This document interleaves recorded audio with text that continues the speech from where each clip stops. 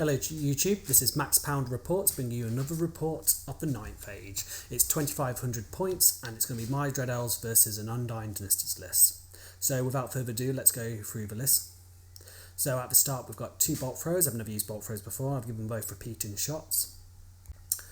For my hero level characters, I've got a captain on the Pegasus. He's got a 1-up armor save, he's got the dragon helm, so it gives him a 2 ward against flaming. He's running a great weapon just for some it's going to give him a lance, but I prefer great weapons because they give you a bit of standing.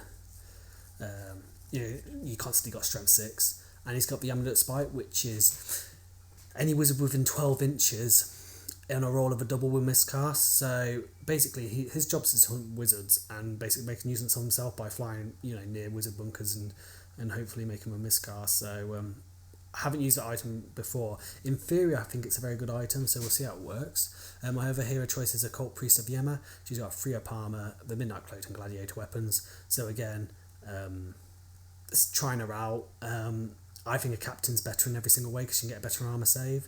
And apart from Gladiator weapons and the Aura of Despair, and obviously the +1 movement, there's not much she brings over him. We'll see how she does though. For my Lord level choice, I've got a Dread Prince, and he's on a Black Dragon, and she's also running the Giant's Blade. I would like to find points for Divine Icon in the future, but I want to try out some Yema dancers, so that's why she hasn't run the Divine Icon, because a lot of you people will say, oh, best put Divine Icon on her, and I completely agree. But for this game, she's not got it on. And I got a level 4 Heavens and Dispel Scroll. Looking at Heavens looks like a really good lore. So I'm going to try it out. I've got a bit of a shooty avoidance list today. Yeah, some of you will be like, oh gosh, it's a bit of a douchebag list. I haven't used one in a while. I love using dragons and I love using fast stuff. So yeah, I haven't used a list like this in a while, so I probably won't use it again because I always feel a bit dirty using a list like this. So there's my 10 Dancers of Yema. And they've got Skirmish and a banner for objective. And I've got 12 Corsairs additional hand weapons and the repeater bows with a banner for objectives. 14 Corsairs repeater bows additional hand weapon with a banner for objectives. 5 Dark Riders with crossbows. 20 repeater auxiliaries with full command. And I've got 10 Warlocks and they're a Wizard Conclave.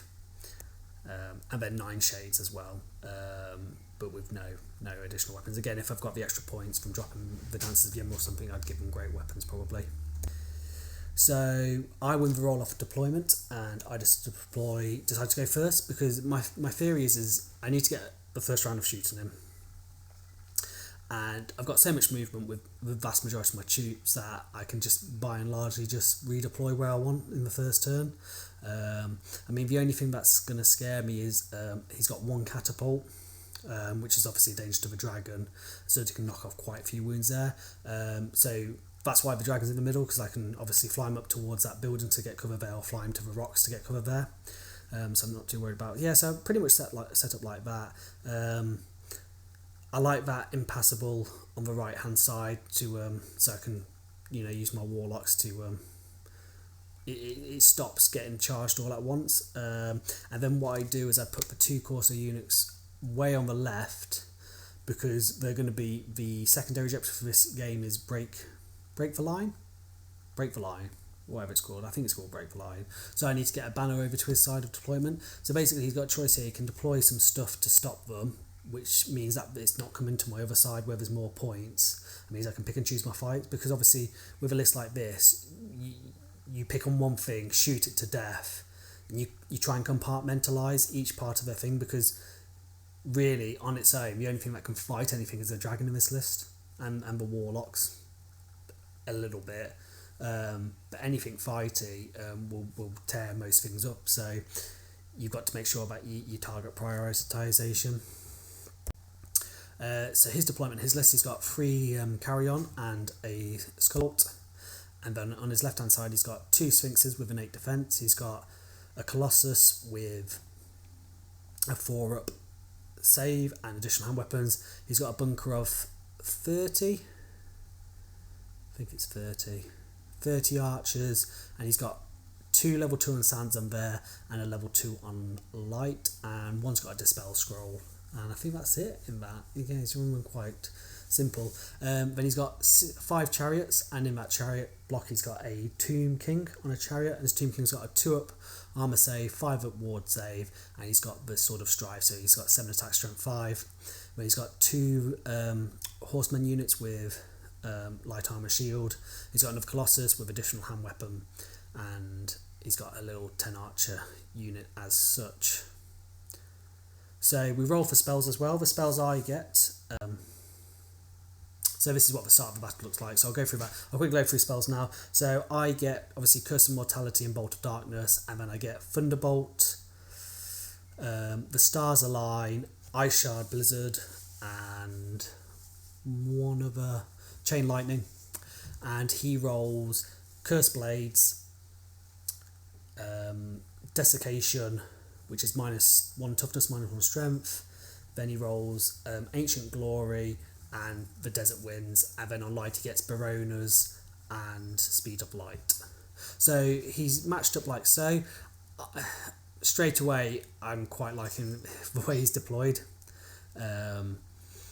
He hasn't really... Yeah, he's not really threatening the right-hand side, which is what I would have done. He's put that catapult in a really easily position because he hasn't positioned his Sphinx. So what I'm going to do is I'm going to vanguard those Dark Riders behind that house and then just go straight into that gap. And it's going to be out of line of sight of both the Carrion and the Sphinx. So that was a big mistake. I just don't understand why he didn't just put all 4 monsters on the right-hand side so you could just charge forward and get it. I think he was very worried about how much movement I had in this list, and I think he was sort of expecting to collapse this side almost and come round maybe. Yeah, I don't really understand his thinking here. So Dread Elves turn 1. So my scouts deploy there just in front. I want them to shoot those Sphinxes because Sphinxes enough strength 3. They hate volume of strength 3 shooting. So this is my movement phase. So I move as I've said before, I zoom those Warlocks straight out of line of sight. I zoom my Warlocks up into there. They're going to be really good against the Sphinxes. The Sphinxes don't have breath weapons, so Warlocks can be very good because they get Thunderstomp against Warlocks, and the Warlocks obviously have the strength 4 poison, and that's the battle I want. Certainly trying to get them to a flank charge as well would be excellent because you just get more attacks. I move my dragon behind the rock, so if he wants to try and catapult me, he's firing indirectly. I move the Pegasus up behind the building so I can fly over next turn to threaten that bunker. That's pretty much moving there. And over here I move both my units back because there's no point moving forward at all. He can come to me. I've got him so outraged at the moment. Yeah, which is, it's a bit douchey. I'm not going to go fight him, it's very elfish, but that's what the list is, so you have to play to your strengths, don't you? And my Cult of Yemma Priest flies up over there. I don't really know what I was going to do with her, so she just flies there. I was a bit wary of those carry-on charging her because she's only got a 4-up save in combat, which goes to a 5-up, and they've got 3 attacks each, so I know I do D3 wounds. I wasn't really... Yeah, I probably would win that, so maybe I could have been more aggressive with her, but I didn't really know what she... There's no good targets for her this game because everything's too high for her toughness. I mean, she'd be okay against the Colossus, I guess. So she fights like that. So, end of movement, that's how it looks. We're going to magic phase, I roll 8 dice. So I throw 4 dice into a Bolt of Darkness on the Carrion because I really want to get rid of them so they don't fly to redirect my Dark Riders so the Dark Riders can charge the catapult on his turn 2. I should see that's the dice roll I get. My opponent lets that free because he's more worried about the Stars Align, which obviously gives me rerolls to hit. And he's also really worried about Thunderbolt because the Thunderbolt is quite good against the Colossuses, again, because it's D6 strength 6. So he lets that through and just completely destroys those Carrion. I've rolled double 6 for hits and it just blows them up completely. I didn't even need the attribute, so that's fantastic. Gets them out of the way first. That's what the Bolt of Darkness is there for. It's a brilliant blown up chaff or chariots or anything like that. Absolutely love that spell. Still love it. So he shuts down the other stuff. Shooting does one hit here from crossbows. Both my bolt throw misses. I single shot against one of the Colossuses and both miss. And that brings it to Undying Dynasties turn number 1. So he moves his Colossus over here. Don't really know what he was doing there, but he moves his Sphinx both straight up. Obviously, you know, 2 Sphinxes can be quite overwhelming. And then he moves everything up like so. I don't know what he's doing with those vanguarding horses, because I'm just going to charge them, and I'll destroy them. So yeah, this is the other thing about this deployment. I didn't know I think his thinking here was that he didn't need chaff because I've got so much movement that he couldn't chaff me up.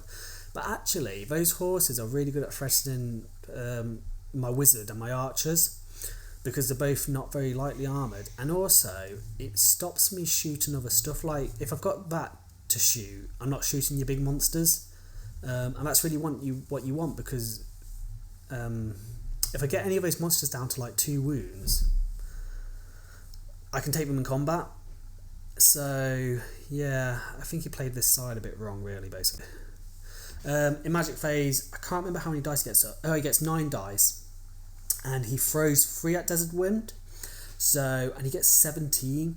And I don't really want to blow my scroll yet, so I just throw all my 6 dice at it because it's such a high roll. I just want to stop it because I don't want it would basically move everything forward again, and I just didn't want that to happen. And so he gets 2 spells off. So first he gets Net of Amantok on. Oh, sorry, he didn't get.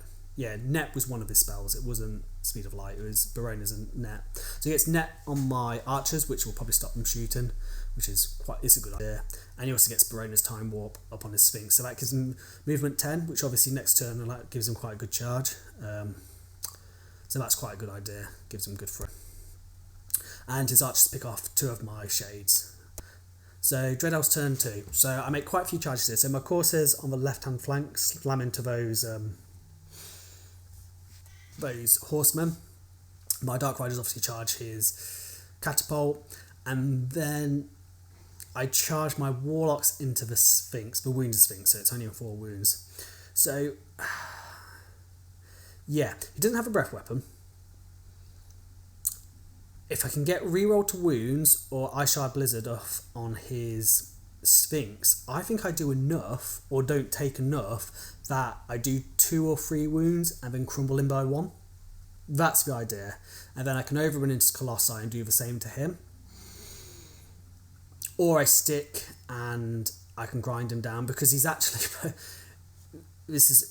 my opponent was very rusty, to be fair, but a lot of the moves against such a fast-moving army, like, he just needed to move his models a couple of inches, and then it would close down the angle. But the problem is he doesn't do that, and so he doesn't make it easy for himself, because I can just pop into the pockets he's left. So anyway, so I take that charge. I think I win that. I've got so many poison attacks, I think I win that. I bring the dragon back over because I'm going to need him. I'm either going to need him to go against those monsters, or I'm going to need him to go against those chariots. Same with the Cult Priestess, so she just flies over.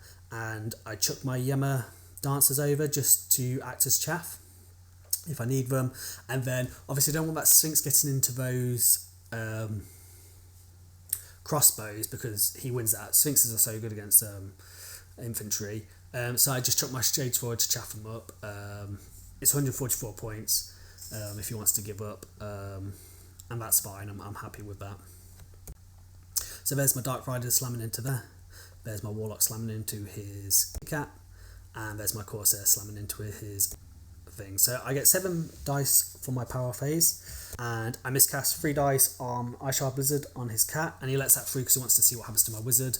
My wizard just loses the spell and loses the rest of the power dice, and he shuts it down. So I'm okay with that. He's hitting me on 5s now. It's going to make a big difference in the combat.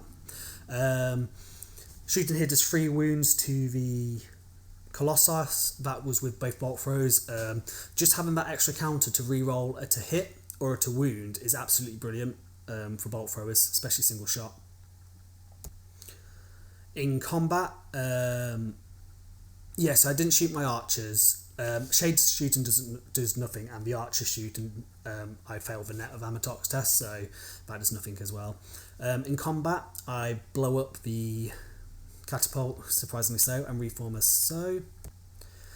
And I blow up these, but I do lose 2 in the process, which was a bit disappointing with all those attacks. And I'll just reform to face his other 2 units now. And this is the big combat, so we'll see how this goes. So I take 2 wounds and he does 2 wounds. So actually he doesn't roll too badly considering he's hitting me on 5s. And I fail, well obviously 2 ward saves. So he's done okay and I only do 2 wounds to him. But that's put him down to 2 wounds. So I think I kill him now. Next turn I'll kill him. So that means he's got a choice now what he does with his other Sphinx. Does he send them into me or not? Which is good, yeah. So I would have preferred to blast through and obviously hit the other one, but I'm happy with that outcome. I haven't bounced off, so that's fine. So Undying Dynasty 2. So he tries to make 2 charges on the left with his skeleton horses and his archers. I stand and shoot against the horses and kill 1, and his archers fail. He moves at his colossi aggressively now because he's only got 2 wounds left. He also moves up his chariots.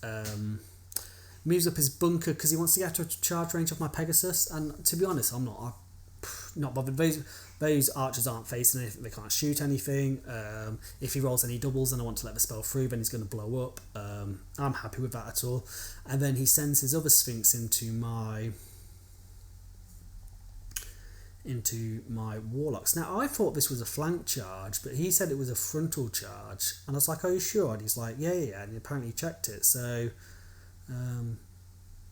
I don't see how that works. I would have thought that was a flank charge. If anyone knows from a positioning how it looked, but I thought it would have been flank.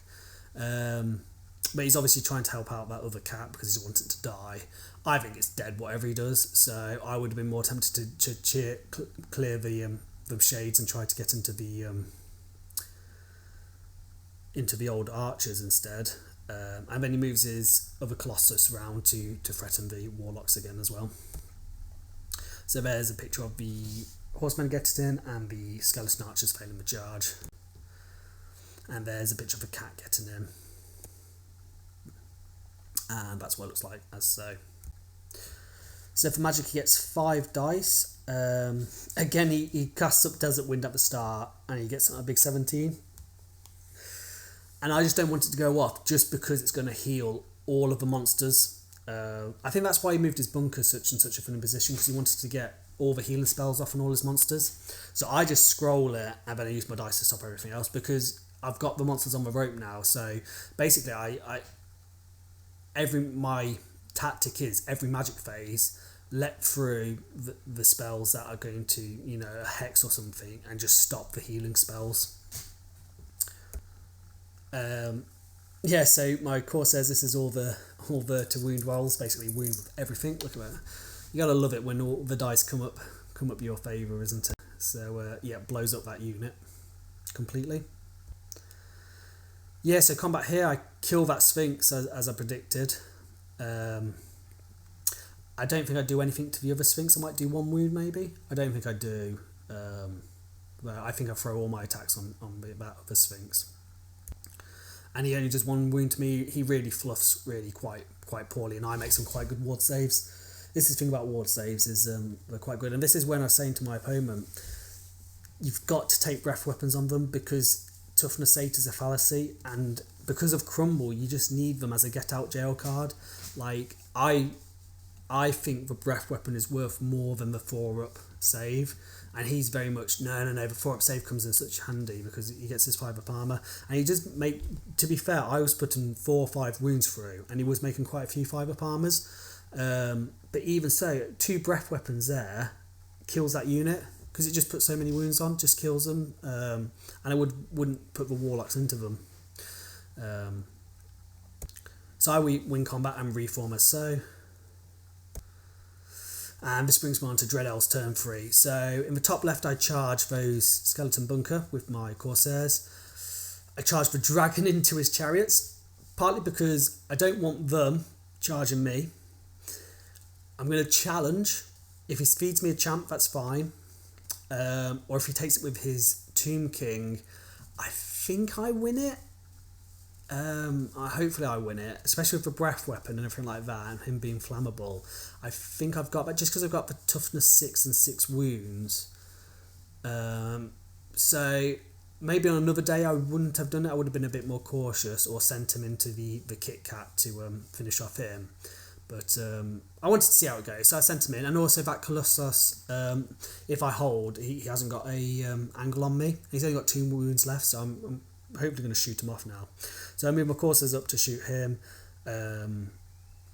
My wizard moves into the bunker. These Dancers of Yema move up for some reason. I don't know why I did that. I think I wanted them to chaff up the chariots if I bounced off. But it doesn't make sense because that Colossi can just charge from the flank. So it was one of those moves where you're like, I don't know really what I'm doing with them, so I'll just chuck them forward without really thinking.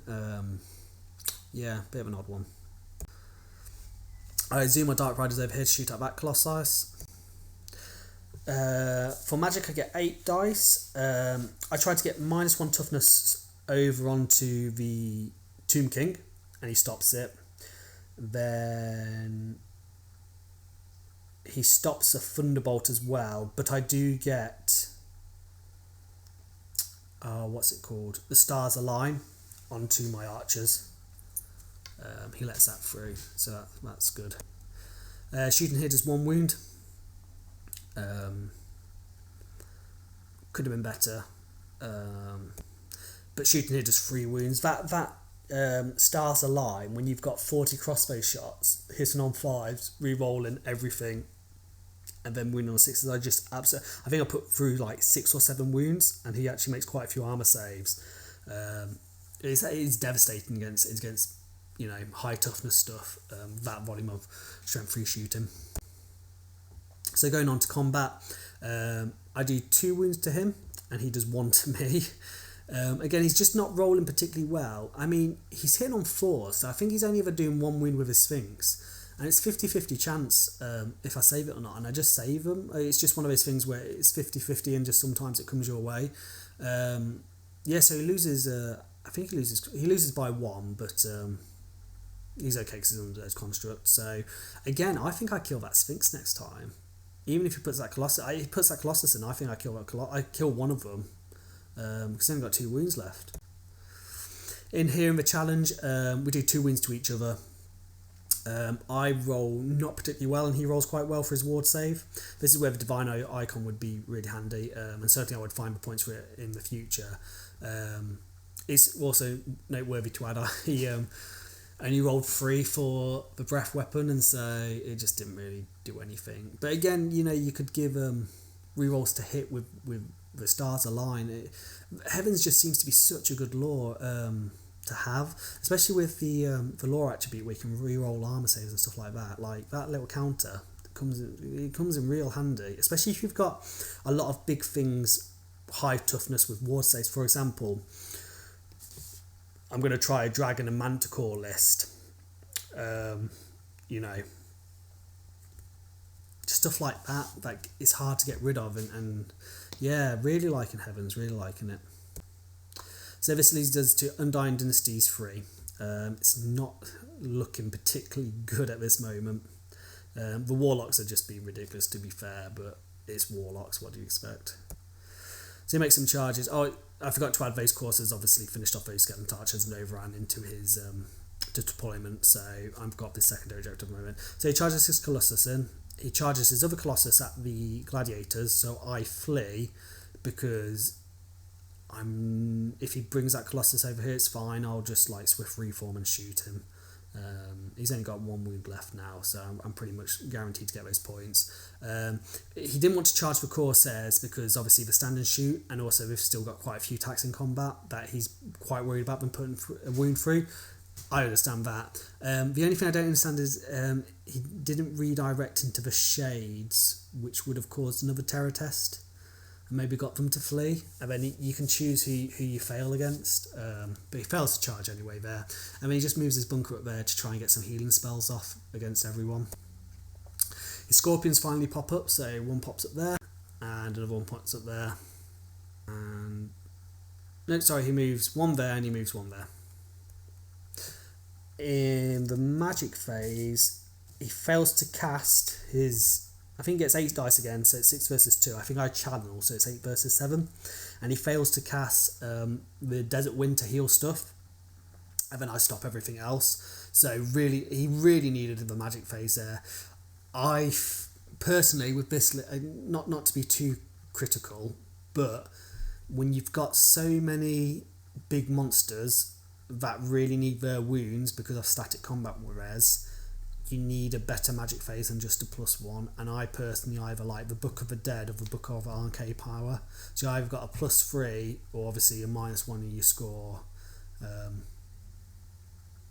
Because it just helps. It helps so like you're always like +1, +3. There's no difference. There is a difference. And the other thing is you take a casket. This is the other thing this list missed is he just needed a casket because the casket on a 4 now it's only on a 4, so you might as well just risk 1 dice and 1 dice it, and then if I let it through, it's obviously very good against something like a dragon or against the flying characters. I've got to risk that, or against my bolt throws, for example, or I've got to really risk two dice. And that's you take that exchange every single time. So yeah, magic phase is still very important for Undying Dynasties, and I don't think he really took advantage of it with this list. So come to combat, and look at all those poison hit. So I put all my attacks onto the Colossus because he's got 2 wounds, whereas the Sphinx has got 3 wounds left, I think, at this point. So I put the vast majority of my attacks on there, 4 poison, and kill him. His Sphinx does 2 wounds to me, and I think I even do 2 more wounds to him. I just roll really lucky, and yeah, he crumbles the last wound, and they're dead. And also, I didn't get a photo of it, but I obviously finished off his Tomb King as well. I didn't realise quite how good because the Tomb King's not got a bad stat line. It's a pretty darn good stat line. But strength 7 with supernatural reflexes and rerolling 1s to wound is really quite good, actually. So this is my turn 4. I charge the Yema Priestess in there. Everything turns to face that. Colossi to shoot that. The Yema Dancers rally. I charge the Peg Knight into the back of the chariots. I charge the Warlocks into the back of the bunker. The Dark Riders try to charge and they either fail it or I can't because of the way they're positioned. Because of the way they're positioned, I can't fit because I can't pivot and clip, basically, because of the way the Warlocks have got in, which is fine. I can charge them in. I can reform and charge them in the next turn. So magic, he just shuts me down because I think he's actually still got his scroll. So nothing happens there. Come to shooting, I finally do the last wound here and kill him.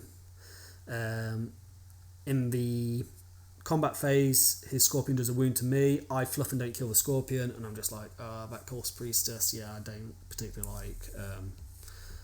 For the points, she's 207 points, and for the points, you could get a cheap Cult Priest on a Manticore with a 4-up ward for 50 points more, who's toughness 5, 4 wounds, but does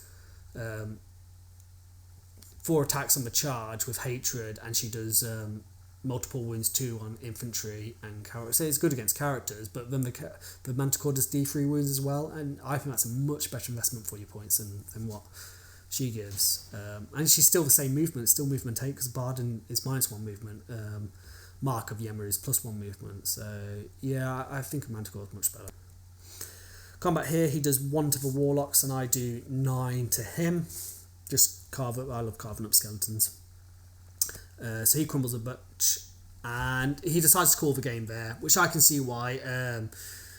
Already from the turn, the dragon didn't flee from combat, because I think he actually won that combat, but I stuck on a 9. He won by musician, so I stuck on a 9. Yeah. Post thoughts. So my list, I like it. It's alright. It's quite good with a score of units. I like Corsairs and units of 14. I think they're quite good speed bumps. You can use them as scoring units, or you can use them as chaff, or speed bumps just to take some stuff down. I'm not convinced on the handbows though, because even you're hitting on sixes most of the time is a problem, and even with 28 shots, you might kill one or two guys at most. It's pretty good. Again, to be fair, it's good against monsters. Yeah, I'll probably keep them. Obviously, you could go full on douchebag and swap those coursers out for some Dark Riders, but one, I don't have the models. I've only got 5 Dark Riders, and two, I really like the Corsair models, so that's why I like to use them. Yeah, my dancers didn't really do anything, so I can't really comment on there. I like this list. Yeah, I know it's a very hard against some armies. It's very hard to play against, and I always feel a bit bad when you come against someone who doesn't know how to deal with a list like this. And I mean, it's quite a hard counter to him because it's got so much strength free. It's got so much shooting against those monsters, and obviously it's got the warlocks who are very good against monsters, and obviously it's got the massive dragon that he can't really pin down. I mean, if he had 2 catapults.